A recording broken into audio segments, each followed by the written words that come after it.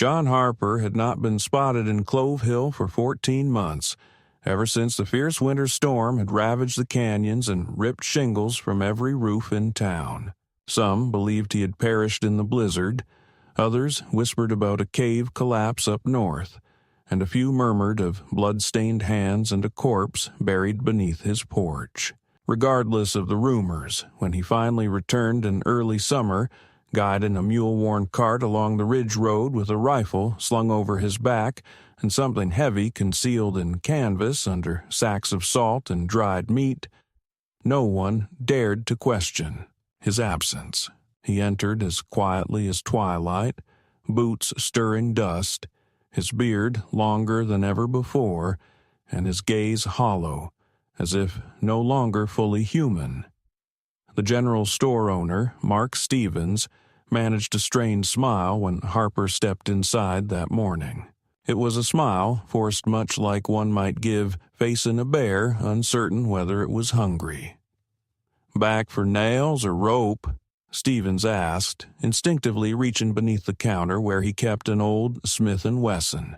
Harper did not meet his eyes, simply setting 4 silver coins on the weathered wood and indicating the iron tools hung on the rear wall. Stevens retrieved the items without a sound, his palms slick with sweat.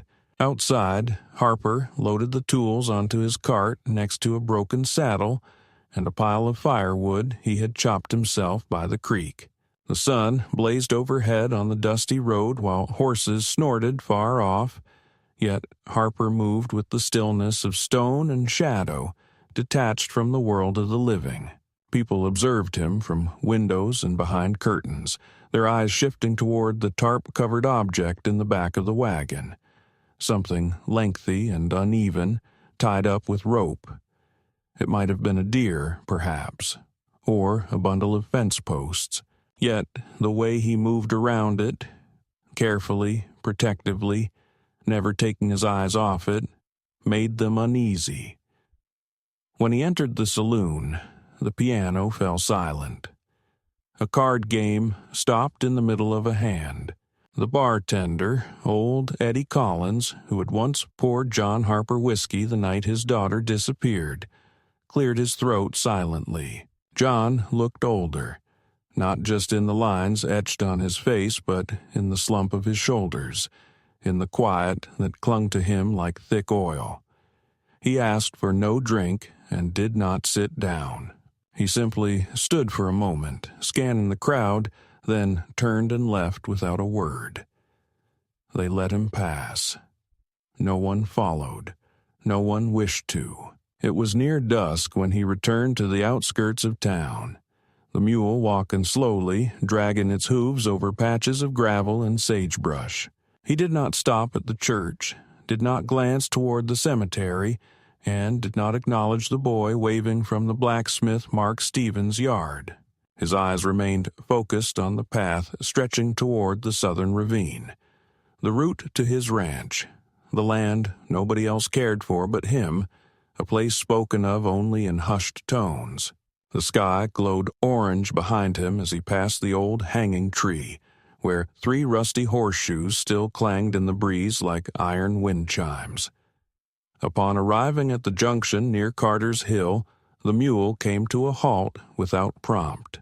John Harper dismounted, stretched his back, and circled the cart.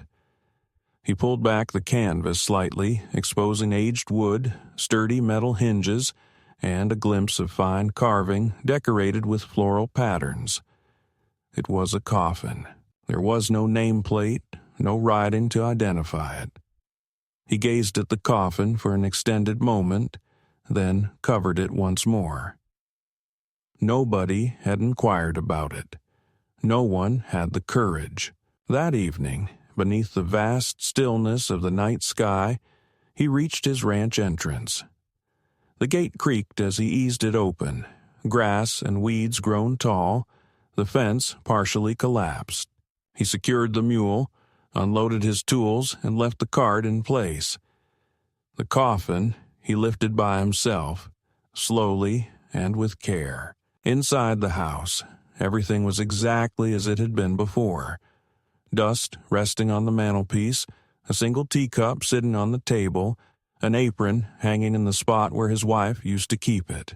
He placed the coffin in the middle of the main room, lit a lamp, and removed the canvas cover.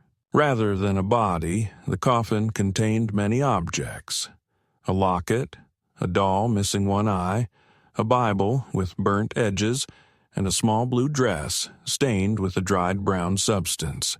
He gently closed the lid, then sank into the nearest chair and remained motionless until dawn. No tears, no prayers, only stillness. Outside, the wind shook the shutters, but John Harper sat frozen, tormented not by spirits, but by memories, by something heavier than regret and colder than sorrow. The next day, he did not visit town. Quietly, behind the shed, he dug a deep, square hole. He bordered it with stones, placed the coffin into the soil without any ritual, no sign, no words, only earth and sweat and the gradual weight of silence folding over what once was. That evening, as the sun bled into the hills and bats began stirring in the barn rafters, he sat once more on the porch, pipe unlit, resting in his hand. A storm was forming at the distant edge of the prairie, the wind turning with the scent of rain and dust. Then he heard it, the clinking of harnesses, the sharp bark of a merchant's mule, the low chuckle of men who did not belong in such stillness. He turned his gaze. A wagon was approaching, swaying unevenly. 4 men rode it, none from Clove Hill, clad in rough uniforms without any insignia. On the back of the cart, chained at wrists and ankles, lay a woman, barely clothed, her body streaked with blood and grime, her hair matted against her face. The wagon stopped near his gate. One of the men jumped down, spat on the ground, and shouted without addressing anyone in particular, "Fresh stock. Traded her out of Jasper's pit for 2 barrels of kerosene and a broken compass. Tough one, but doesn't talk. Doesn't cry either. Might be cracked in the head. Anyone want her? Make an offer before she bleeds out." John Harper did not stand. He did not blink. He watched as they hauled the girl upright, chains rattling, her knees giving way on the dry grass.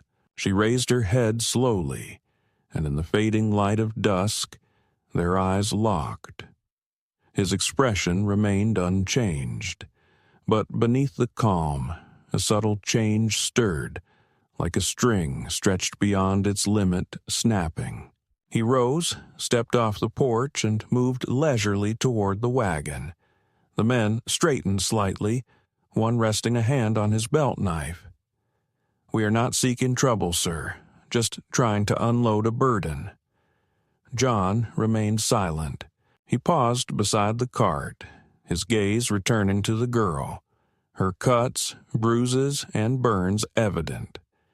Then he glanced at the chains threaded through the floorboards. Without waiting for a word, he drew a knife from his belt and cut through the bindings. The girl swayed but stayed upright. One man moved forward. "Hold on now." John turned, simply turned. The man halted. John threw a sack of coins into the dirt, then lifted the girl, chains and all, carrying her back to the house. She neither resisted nor spoke, yet her eyes never left his, not once. In that silent exchange, as wind stirred dust over the land and distant thunder rolled low beyond Carter's Hill, something ancient passed between them. Not recognition or thanks, something older, something like understanding, or a warning, or perhaps both. The chains dug painfully into her flesh with every bump of the wagon. The iron tightened too much, the rusty links digging through scabbed wounds that had not yet healed. She never cried out, nor did she plead. Not when the wagon struck a rough patch and she crashed against the side railing. Not when one of the guards chuckled and threw stale bread toward her, fully aware it would fall just beyond her grasp. Not even when they stopped on a ridge overlooking a house that looked as if laughter had abandoned it years ago, and the man who stepped onto the porch resembled ash more than a living being. Lydia had long since let go of fear.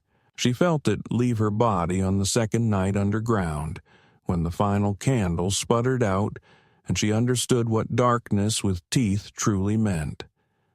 After that came cold, then hunger, followed by silence, then the whispered names of the others, committed to memory before they faded away.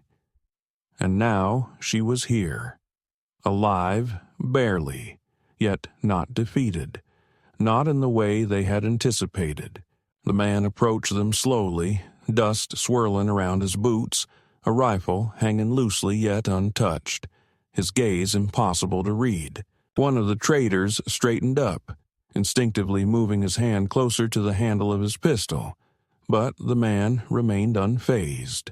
He regarded them as though they were insignificant, as if he had witnessed far worse, had embodied far worse, and none of their possessions compared to the weight behind his eyes. He did not inquire about who she was. He did not question why she was shackled. He did not ask what had been inflicted upon her or what she had done in response.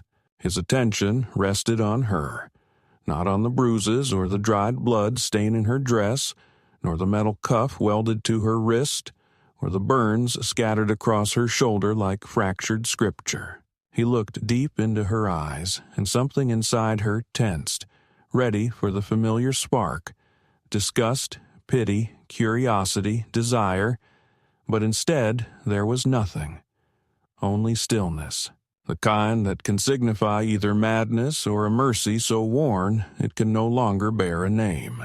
The man turned to the merchant who was chewing on a stalk and spoke with a voice rough as cracking dry bark. "How much for the chain?"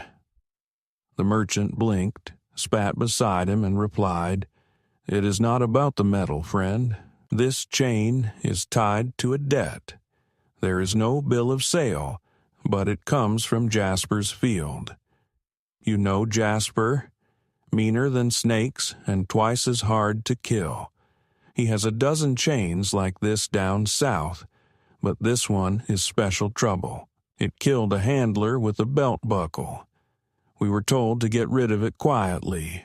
Thought maybe someone might want to buy madness at a discount."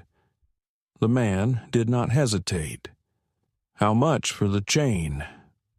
The merchant chuckled, though nervously now.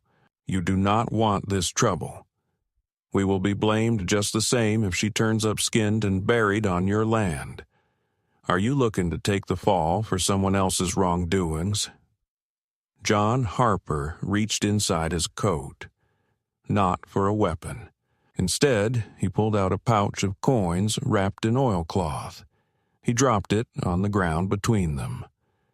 The silver coins clinked against the rock. The others watched, tense and uncertain. The merchant bent down, opened the pouch, his eyes widening just enough to take in the contents. "Good Lord," he whispered, "are you serious?" Harper remained still. The merchant shrugged and nodded at one of his men, who picked up a file and started sawing through the chain. Lydia remained motionless. Not when the metal gave way. Not when her weight shifted forward and she caught herself on knees stained with blood. Not even when John Harper stepped closer and lifted her up, her body as light as wet linen and equally cold.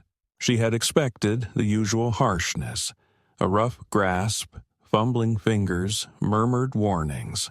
Instead, he held her gently, like something fragile yet not valuable, as if she were already broken, and he merely wished to prevent her from falling apart on the way inside.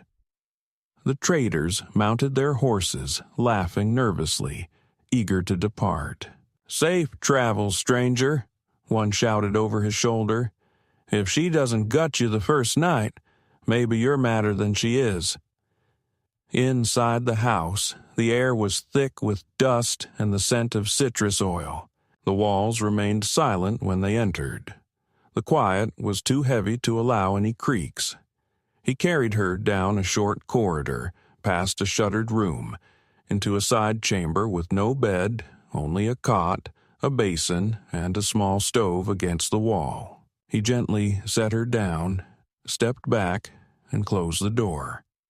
She heard the bolt slide into place, not to trap her, but to shut the outside world away. A minute passed, then 2. The door opened again, and he came back with a bucket of warm water, a cloth, and a folded gray garment. He said nothing, simply placed the items beside the cot and left once more. No questions, no offers, no threats. She slipped the torn dress away from her body in fragments. The injuries appeared worse than she had recalled. Bright red cuts, some infected, others clean, all raw and sore. Methodically, she wiped them with the cloth, wincing silently. She cleaned the blood from her arms, neck, and inner thighs. Then, gently, she picked up the garment he had left. It was a plain dress made of soft flannel, old but tidy. The hem was let out, suggesting it once fit someone taller than her. Inside the collar, faint yet clear, was a name. Rose. Not her name. Never had been. But belonging to someone significant, someone he had cherished or laid to rest, or both. Lydia put it on. When he came back, several hours later, carrying a bowl of broth and cornbread wrapped in cloth, she was seated on the cot, hair still damp from washing, fixed on the wall. She said nothing. He did not expect her to. He laid the food down, turned to go, then stopped. "It belonged to my wife," he said without meeting her gaze. "You do not have to wear it." She gave no answer. None was necessary. He closed the door behind him, this time with a slower motion. That night, sleep was elusive. She stayed under the covers, attentive to the house's noises, the groan of aging timber, the wind nudging brittle twigs against the roof, the faint howl of coyotes far across the canyon. Yet no footsteps approached, no keys clicked, no heavy breaths hung near the doorway. Only silence remained, accompanied by the faint aroma of a dying fire in the hearth, a pure burn, not smoke, not rot. Somewhere in the darkness, Lydia finally allowed her fingers to ease. Her hands had been tight for so long that she hadn't felt the pain until now. She was uncertain what the man desired from her, perhaps nothing at all, perhaps everything. But at that moment, for the very first time in many months, she understood she was no longer prey. Instead, she was an unanswered question, one no one had dared confront before. Deep within her bones, in places untouched even by the cruelest men, something small but sharp awakened, something that preceded even survival. Not hope, not yet, merely the remembrance of it.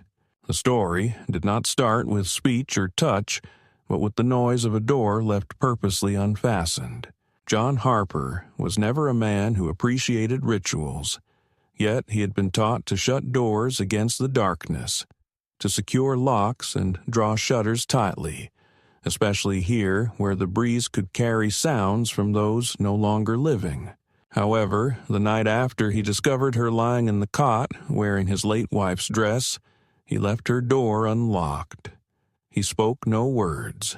He did not glance back as he carried her empty bowl out of the room, nor, when her eyes tracked him with a quietness that no longer resembled fear, but something much more unsettling, a vigilant calmness without condemnation.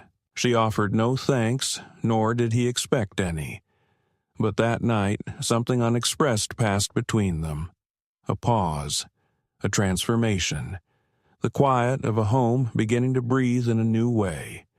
She remained awake, not immediately asleep. Sitting on the cot, she embraced her legs, her bare feet resting on the polished floorboards. The dress she wore no longer reeked of decay or smoke, but carried scents of soap and cedar. Her hair had dried in gentle waves along her collarbone, and when the breeze drifted through the small window above the cot, she raised her face toward it, not seeking solace, rather a reminder that life beyond still continued, that she was no longer beneath it. John Harper sat downstairs at the kitchen table, his back turned to the fire and a tin cup of tea cooling in his hand. He did not drink tea. He had not since the day they discovered the blood behind the chicken coop and found no other trace. Rose had disappeared between heartbeats, and by the time anyone noticed and tried to search, it was already too late. The land consumed those who were weak or slow, but Rose had been neither. This meant someone had taken her away, or something far worse. Since that moment, he spoke far less, labored with greater intensity, and buried more secrets beneath the soil than one could ever guess. Yet now there was this girl, Lydia. He never asked her name, but it came to him anyway, carved into the small piece of metal resting beneath her collarbone, pressed deep inside a burn scar as if someone needed to remember and chose cruelty as the way. That evening, she did something unexpected. Lydia descended the stairs barefoot, moving as carefully as someone accustomed only to halls where silence meant safety and any sudden noise promised pain. He heard her well before he saw her, the faint creak of the step that had never been fixed, the held breath when the wind shifted. She paused in the kitchen doorway and never stepped further in. She simply stood, watching the flames flicker in the hearth, and watched him without letting him know she was watching. He did not turn around, but asked without glancing, "Are you hungry once more?" She shook her head gently. He sensed it rather than saw it. The air shifted subtly with her movement. He reached into the cupboard and took out a folded cloth, placing it carefully on the table. Wrapped inside was a small carving blade, not the usual kitchen knife, but a more delicate, older tool meant for shaping wood. He slid it toward the side closest to her. "My wife used to craft spoons," he explained. "She did it when sleep refused her. She said carving stopped her hands from recalling other memories." Lydia moved forward slowly, her toes curling against the chilly floor. She did not touch the blade. Not yet. However, she sat down. That was enough. What followed unfolded at a slower pace, growing increasingly strange. She remained silent. He never pressured her. Days slipped by as they worked separately, yet side by side.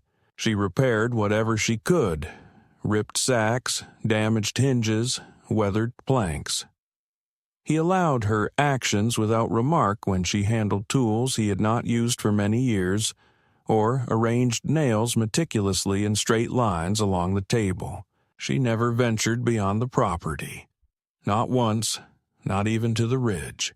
From the porch, he observed as she hauled a broken chair into the sunlight and settled with her back resting against the barn wall, a scrap of leather in one hand and a small knife in the other. She cut lines into the leather. No designs, no signs. Just simple strokes, perhaps one representing each day or every night she was without dreams. Her methodical work became part of the home's rhythm, like the ticking of the old clock or the creaking of wooden boards when the air cooled. Then, after 2 weeks of sharing the same space without words, the first genuine interaction happened. It was evening. John Harper had just come back from inspecting the northern fence, a coil of barbed wire draped over his shoulder. The sun had quickly set, bringing a sharp chill that marked the beginning of early autumn.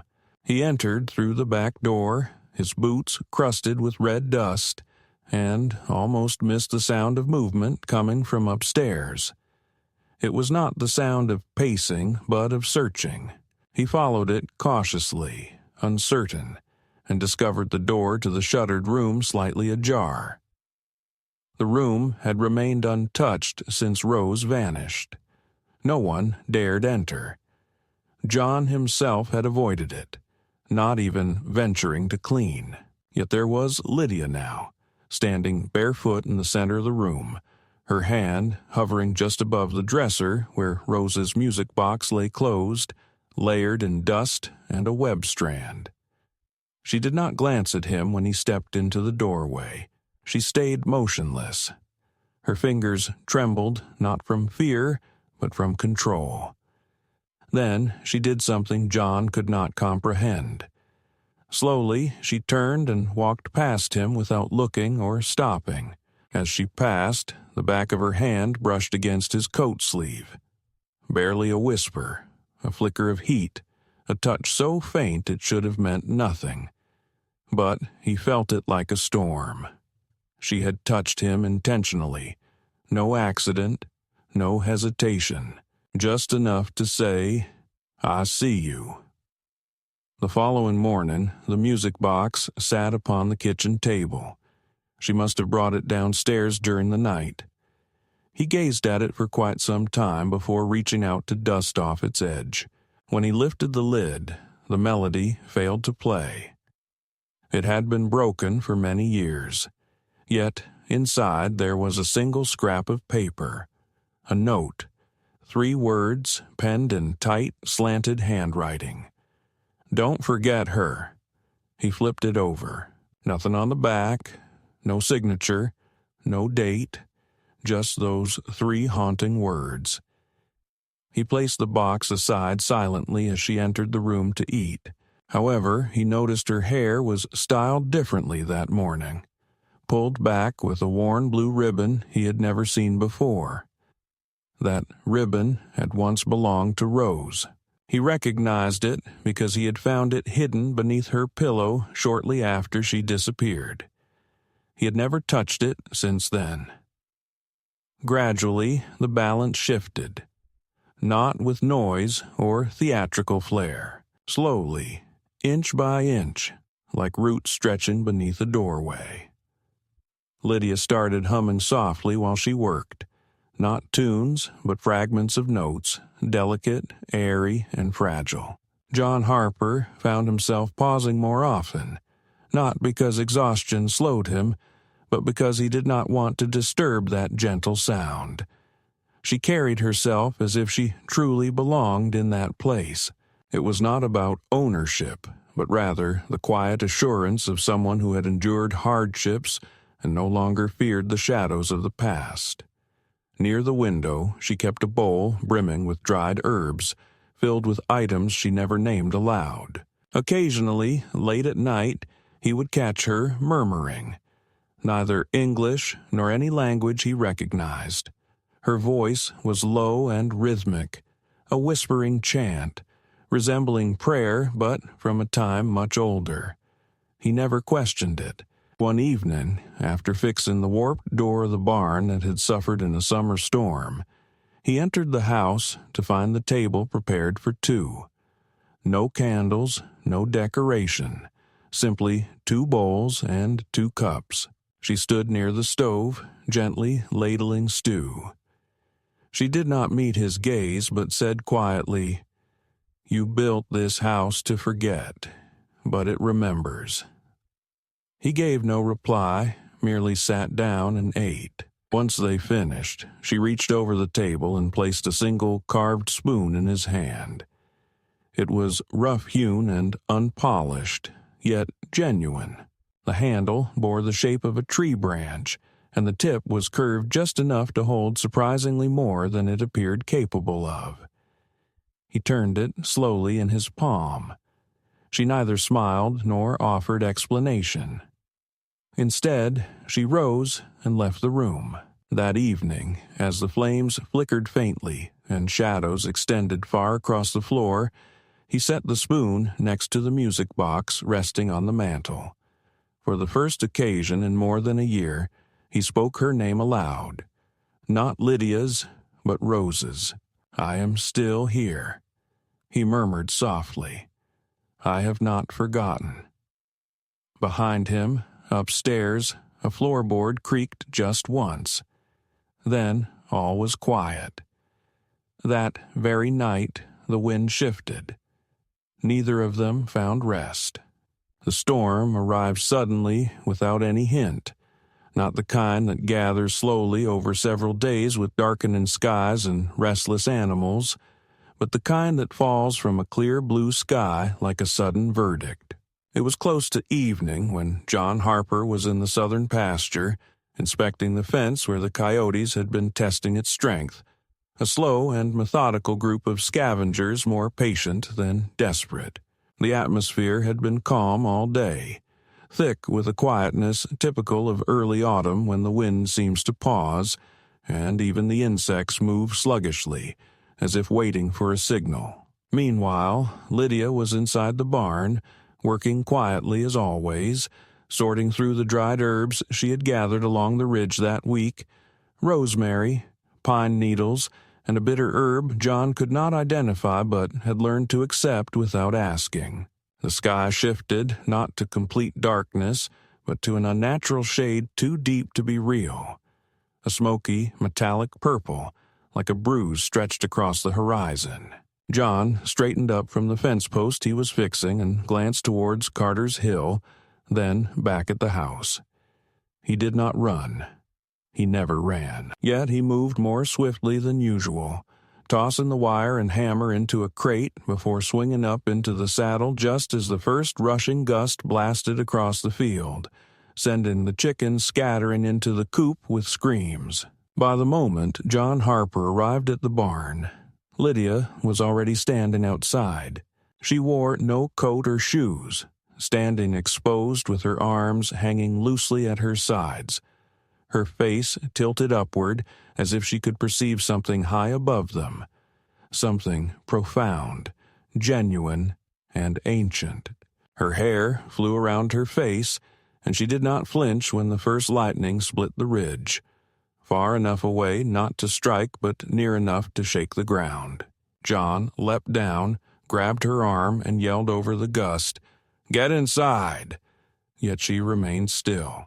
Her eyes were wide open, lips moving silently, and suddenly her hand shot out, pointing not toward the house, but toward the north, toward the old pine tree that leaned above the cattle shed, the one he had intended to cut down last spring but had left standing, whether from memory, laziness, or some unnamed reason.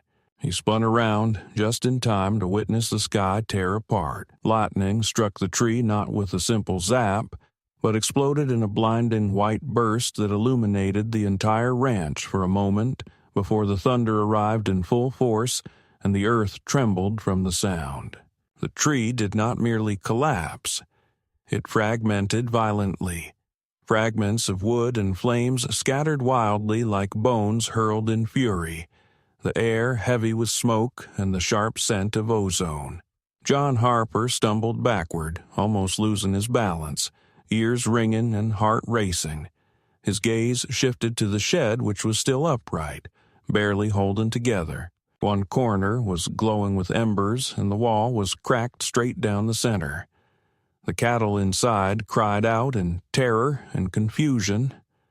Then he looked at her. Lydia remained motionless, as if she were a rock standing firm in a flowing river, her body shaking yet rooted to the spot, her eyes fixed on the smoking remains. Only at that moment did she finally turn toward him. He never questioned how she knew, or why she had neither spoken, nor fled, nor screamed. Instead, he simply took her hand, not as a command, but as a gesture of empathy, and together they pushed the gate open. Slowly, they began to lead the animals out one at a time, even though the wind fought to close the gate again and sparks flickered on their sleeves. They moved in perfect harmony, her touch soothing on the frightened creatures, his voice calm and measured. It took them an entire hour to guide all of the animals to safety. A grueling 60 minutes filled with sweat, smoke, and the thunder above sounding like furious gods trampling through a sky set aflame. When the final calf was secure inside the stone shelter beside the feed room, Lydia sank onto her knees in the mud, gasping silently for breath. Without words, John Harper knelt quietly beside her, watching her chest rise and fall with steady breaths. After the storm subsided and the flashes of lightning drifted away into some distant realm, he led her inside and seated her beside the fire. Her hands bore burns, with skin blistered and reddened in several places. Without a word, he fetched salve and water, carefully applying the ointment as he wrapped her fingers in linen strips, avoiding her gaze. Yet she met his eyes. When he finished, she reached into the pocket of the dress, still his wife's and still too big, and pulled out a tiny brass item. It was a key, old and worn, the type meant for boxes or cabinets. She placed it on the table between them, her bandaged hands trembling ever so slightly. "She showed it to me," she murmured, her voice rough and low, almost a whisper yet laden with weight. "In the dream. I saw her standing by the pine where the lightning had struck. She told me not to fear the fire. It only consumes what is already hollow." John Harper gazed at the key. He knew what it unlocked, and knew what he had hidden away at the back of the pantry. Beneath floorboards he himself had fastened shut with hands that no longer remembered gentleness. That evening, after Lydia had sunk into a sleep so profound it resembled death, John Harper opened the concealed compartment behind the pantry and took out the box. He had not touched it for 2 years. Inside were Rosa's letters, the ones she wrote when she first arrived, still hopeful about this land and about him, before the earth turned bitter and something inside her went quiet. The key fitted flawlessly. He read the letters by the fire's glow, each sentence cutting deep, each signature haunting like a spirit. Beneath the pile lay a photograph. Rose standing before the barn, her hand resting on the side of a horse long gone, her eyes shining bright. He gazed at that picture for a long while, until the flames dwindled to embers and the wind outside ceased sounding like a warning. At dawn, Lydia was already awake. Her hands were wrapped in fresh cloth now, and she stood barefoot in the field, watching the smoke rise from the remains of the tree. John stepped onto the porch, the photograph still in his hand. She turned towards him, her expression unreadable. He said nothing, simply extended the photo. She received it, glanced quickly, then folded it gently and slid it beneath the bandage on her arm. Not to conceal it, to preserve it. Then she nodded and faced the field again, saying, without looking back, "It was not the storm. It was the memory of what you failed to do. Lightning only came afterward." And he finally understood. The rumor began at the general store, as these things often do, with flowers scattered on the counter and weary women sharing looks that conveyed more than words could express. Someone mentioned seeing the girl walking barefoot across Carter's Hill before the storm arrived, her head tilted as if she were listening to whispers carried by the wind. Another claimed she overheard the girl speaking to the horses, not just gentle murmurs or whistles, but actual words, sentences in a language that sounded completely unfamiliar. By the end of the week, the girl was known by no name in the town, only by shadowy references. The one who came with chains, or worse, Carter's witch. The preacher's wife refused to pass the gate whenever the girl lingered outside. A boy insisted she touched his dog, which then whimpered for hours on end, avoiding water altogether. When the milk turned sour unusually quickly in 3 households, and when the old grave on Carter's Hill collapsed after heavy rain, revealing bones without a coffin, the gossip grew darker. John Harper recognized the shift in the town's atmosphere. He had witnessed it once before, long ago, when a woman in Pine Creek took her life and the townsmen buried her child alongside her, declaring the family cursed. He recalled the pitchforks, the fire in men's eyes when logic fell away beneath their sense of moral certainty. Now he heard that same tone again, in the footsteps trailing him at the blacksmith's shop, in the sudden quiet when he entered the tavern and voices dipped just enough to disguise blame as idle talk. Yet Lydia did not appear frightened. She moved across the ranch as if the storm had unlocked something within her, as if she no longer required anyone's permission to simply be. She walked barefoot with a steady calm, and her hands had become scarred but skillful instruments. She crafted small, delicate charms from twine, wood, bone buttons, and bird feathers, objects she carefully hung on nails or above doorways. John Harper never questioned her. He observed her tie 3 black horsehair strands above the chicken coop, whispering softly under her breath while the hens clucked quietly, unusual for them. He saw her kneel by the well, placing both hands on the stone rim and remaining motionless there for more than an hour. At night, she would sit close to the fire with a book she could not decipher, turning the pages by touch alone. She never mentioned the town, nor asked to depart. Yet now her silence seemed less like avoidance and more like readiness. When they arrived, it was not as a mob. They came wearing boots and hats, voices firm under the afternoon sun. 8 people in total, men and 2 women, stood at the boundary of John Harper's land, their weapons holstered but their gazes keen. They did not shout. Instead, they waited silently until John descended from the barn to meet them at the gate. The oldest among them, Martin Withers, stepped forward, his hands rough and his face deeply lined and hollowed by years of harboring bitterness like water trapped in a broken vessel. "We need her gone," he declared plainly, without anger, only the cold conviction of a man certain of his righteousness. John did not flinch. "Why?" he asked. Withers held his ground. "You know why.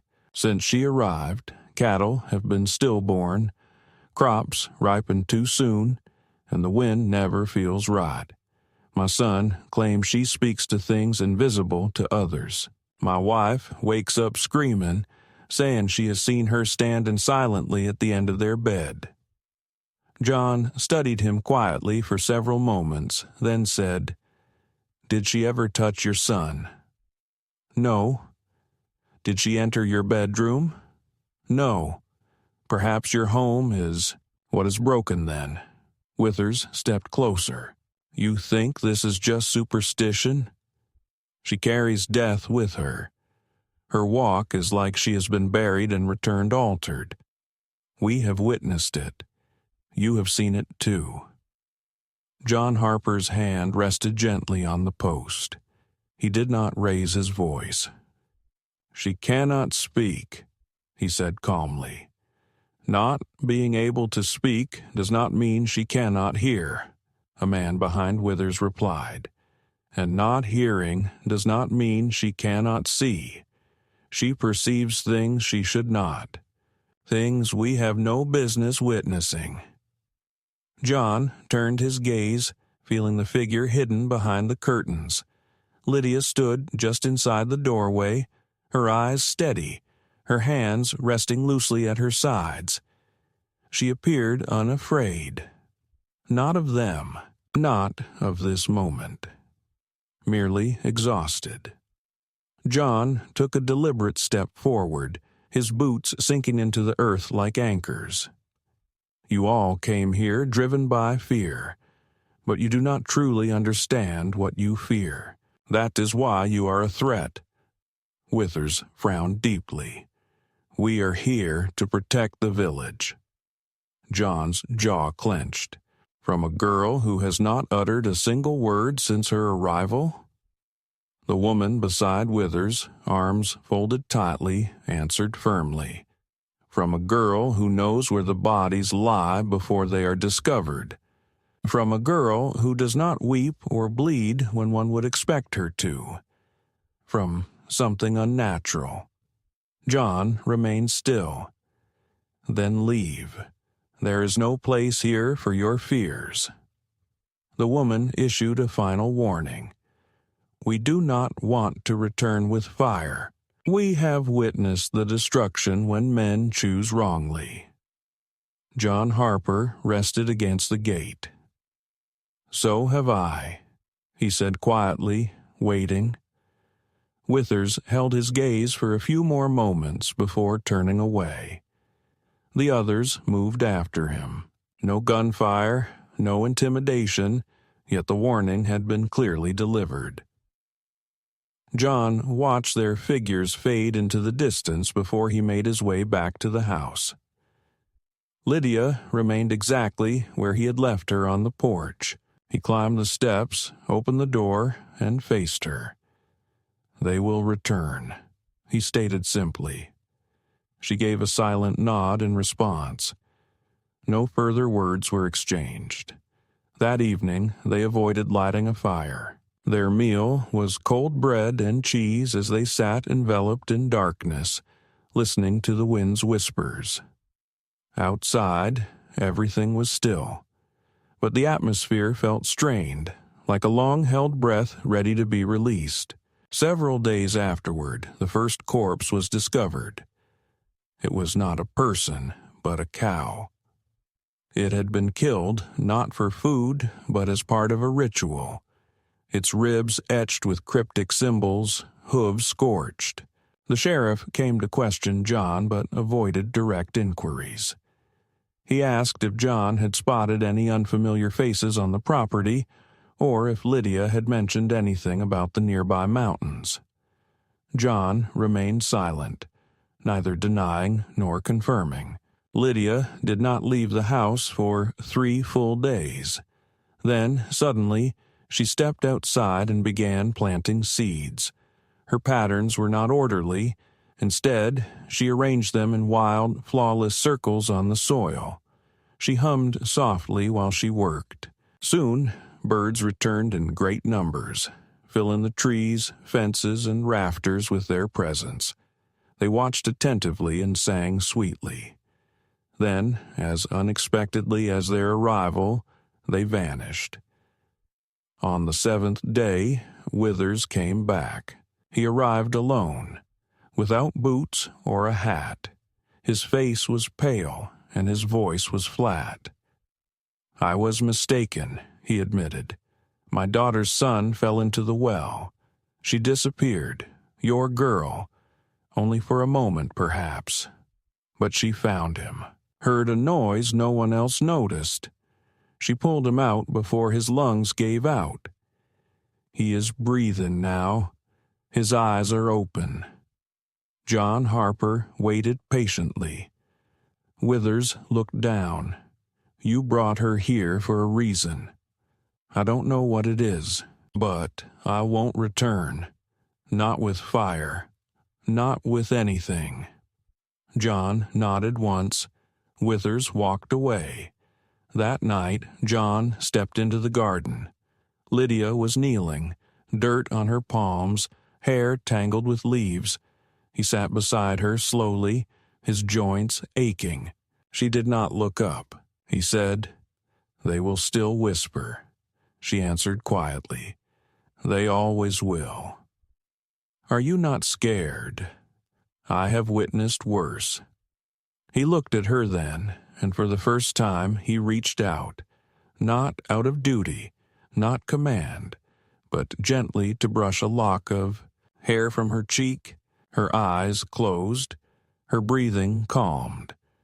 Between them, the silence was no longer fragile. It became a limit, a connection, a vow, not to be ordinary, not to be understood, but to be heard. And perhaps that was what truly mattered. The initial snowfall occurred on the very night John Harper failed to return home. It arrived surprisingly early, unexpected, dry, and sharp like powdered bone carried by the gusts of wind, blanketing the ridge in a thin, deceptive layer of white that quieted even the coyotes. Lydia spent the evening waiting, straining to hear the gate latch, the creak of leather, or the familiar knock of his boots on the front steps. But as darkness fell and no sound came except the whisper of wind rustling through the brittle stalks in the garden, a tightening sensation gripped her inside. Before dusk, she had sensed that something was amiss. There were indications, small and subtle, yet unmistakable to her now. The chickens had not emerged from the coop that morning, not even when she scattered their feed. The milk tasted bitter, and 3 of the protective talismans she had woven and hung beneath the eaves had fallen overnight without a wind strong enough to explain it. She fought against her intuition because the deeper awareness, the part of her that had endured in silence, blood, and fire, revealed the truth before her logic could accept it. John Harper was not simply delayed. He had been taken. She moved with purpose, layering her clothes carefully before slipping into the oversized coat he had given her when the first frost arrived a fortnight ago. The garment hung loosely from her frame like discarded skin, yet it carried his fragrance, smoky ash, cedar wood, and a subtle metallic note. She packed a satchel with the tools she no longer questioned, wrapped cloth around her fingers to shield them from the biting cold, and slipped out through the back door, stepping into the dim glow cast by the moon shrouded in snow. The path John Harper had taken stretched toward the northern pass, where the terrain fell sharply into deep canyons and winding pine forests, a place the locals avoided once night fell even during summer. He had ventured alone to trade supplies with the elderly homesteader near Bitter Hollow and was expected home by mid-afternoon. Yet he had not returned, and she understood the reason.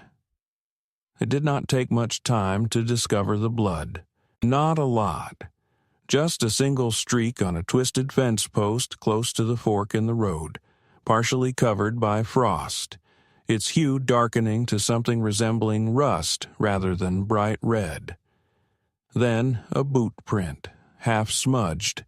Then another one. A path.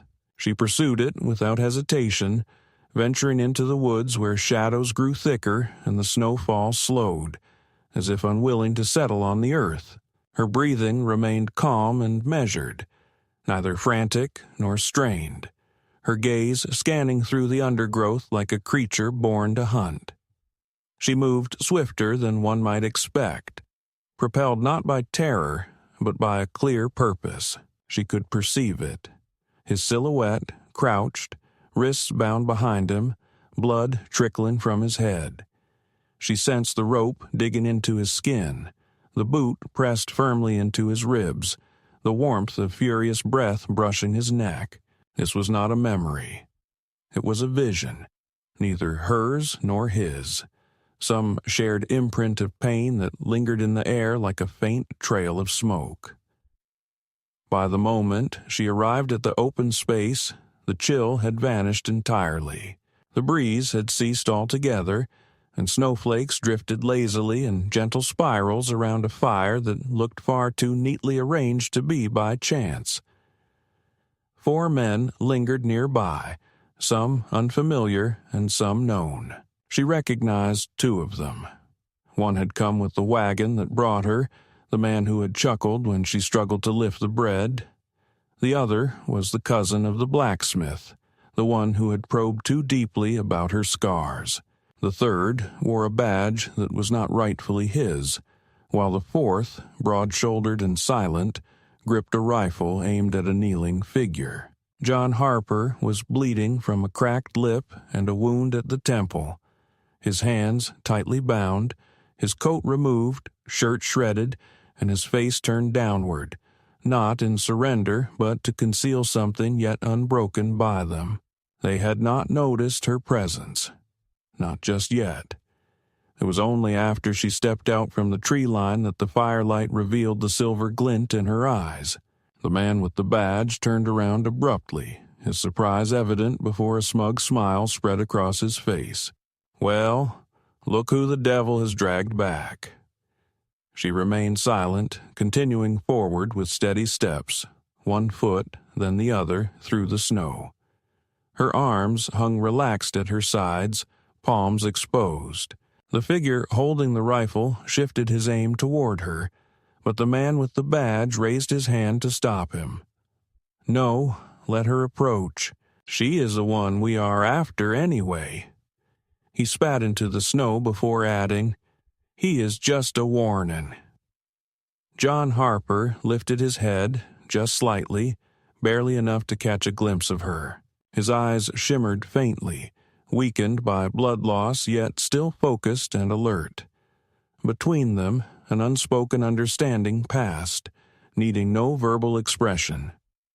It was no plea, no threat, nor shock. It was a silent oath shared without utterance. She moved into the clearing and whispered so softly it nearly vanished on the air, "Let him go." The man, wearing the badge, chuckled.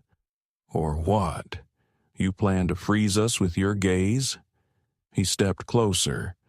"We've heard the stories about you, watched you. The preacher's wife no longer dares to stay inside, and Withers believes he hears you within his walls. We thought Harper was under your control, but maybe he's simply too foolish to grasp who you truly are." She remained still, staring steadily. Without warning, she dropped her bag onto the snow and opened it wide. Everyone recoiled in surprise. She sensed their fear, could almost taste it. But all she pulled from the bag was a collection of fabric and bone fragments. She knelt and started arranging them carefully.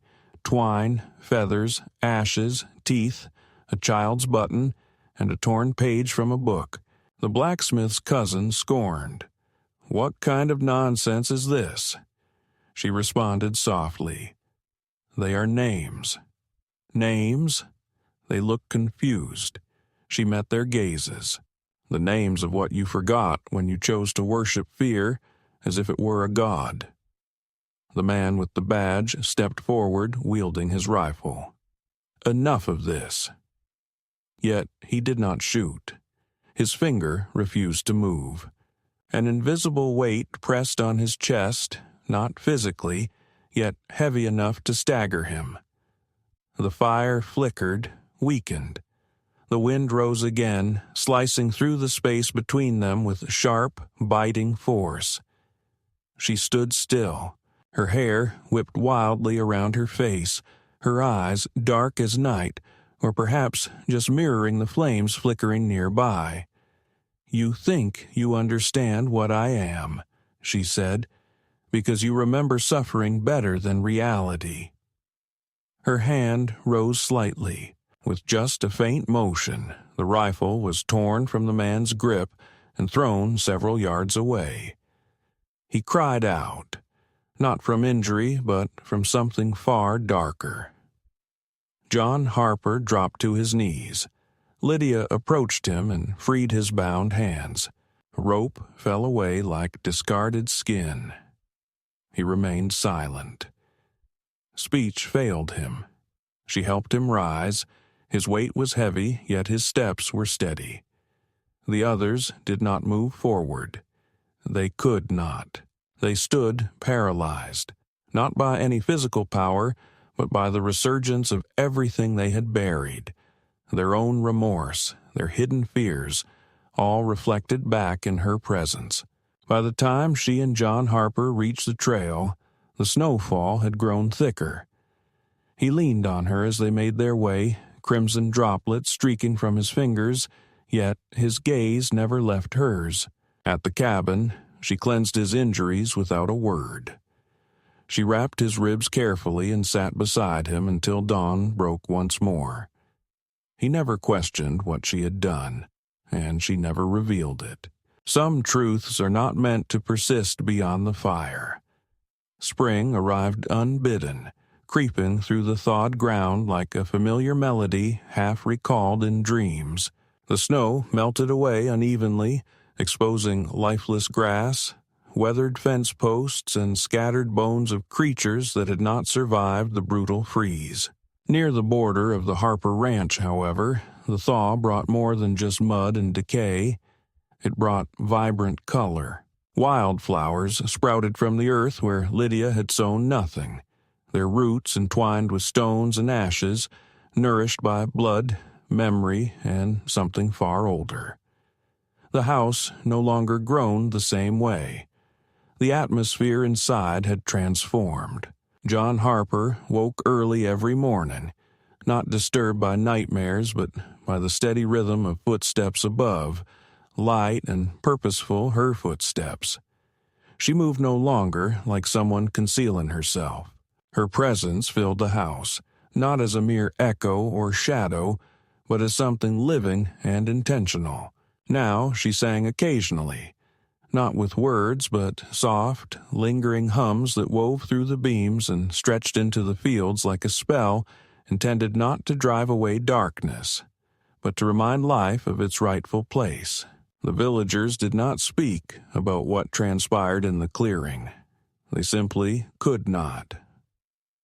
Those who encountered her voice and emerged unchanged bore the memory like a sharp edge pressed just beneath the skin.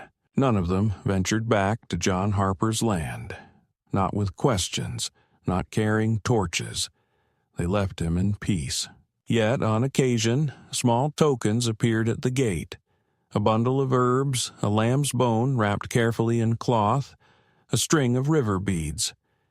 They never knocked or called out. They just left these offerings, not out of fear, but from a hesitant respect. Lydia gathered these gifts, not daily, but whenever the wind shifted and she felt drawn to do so. She kept them in a cedar box near the hearth, beneath the wooden spoon she had carved for him, alongside the folded photograph of Rose that John no longer kept hidden. A connection had formed between them, although neither would have dared name it love, at least not aloud. Love seemed too fragile and easily shattered by the harsh world they had endured. What they had was older, forged from toil and quiet understanding, shown in how she learned to sew his shirts without measuring and how he adjusted the barn doors so she could lock them from inside if she wished. He never entered her room unless the door was left open, and she never questioned where he went when he vanished before dawn, returning with dirt on his boots and a redness around his eyes. None of that mattered. They were not keeping score. They were simply choosing to stay. One afternoon, as the sun extended slowly across the ridge and the hens settled quietly, John Harper stood at the edge of the porch, watching Lydia kneel in the field, placing something from her palm into the soil. He could not tell what it was, and she did not explain. But when she stood up, her hands covered in dirt, she looked at him for a long moment and then gestured toward the slope behind the shed. That evening, she led him there. In the darkness, with only a lantern casting light between them, she revealed the spot she had cleared. It was a garden of sorts, though not meant for growing food.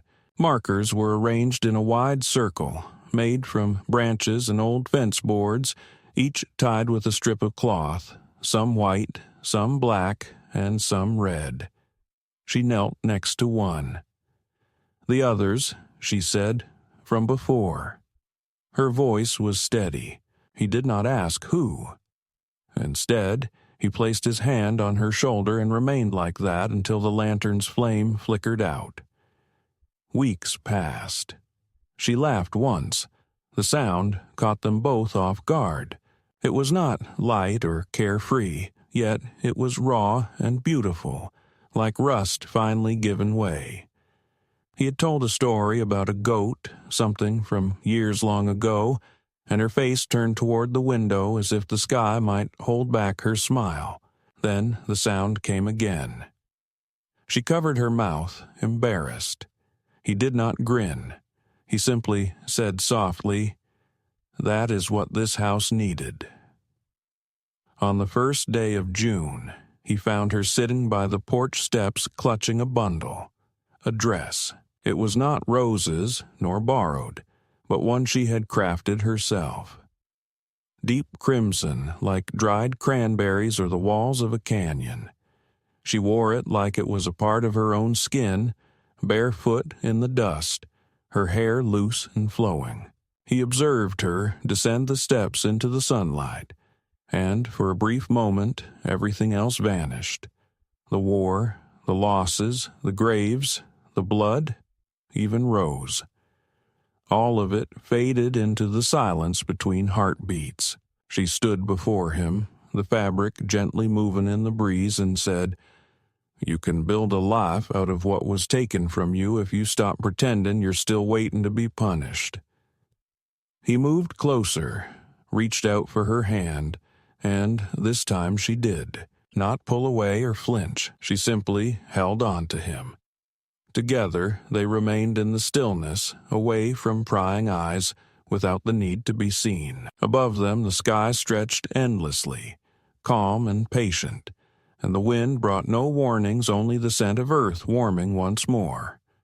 No promises were spoken, no pledges made. Yet something came to an end that day, something that had long needed closure. In its place, something fresh emerged, quiet, deserved, and completely their own.